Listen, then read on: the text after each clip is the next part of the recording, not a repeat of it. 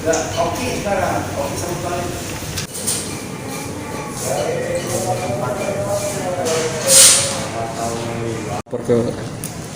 karena itu pencemaran nama baik, Pak. Terus? Ya, karena kan kalau kata-kata itu kan biasa kan. Sama kronologinya tadi jadi di cutting. Iya.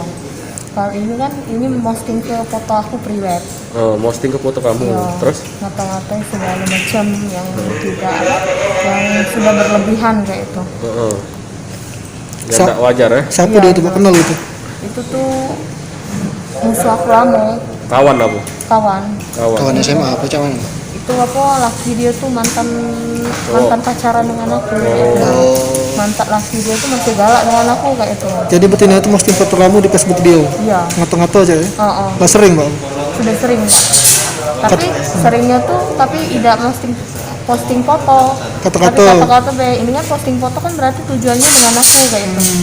Posting foto kamu private? Iya. Kita baru nikah nggak ya? Iya, baru nikah. Jadi tidak terima kita mau laporan ya? Iya. Kawan kita ya? Iya. Mantan ya?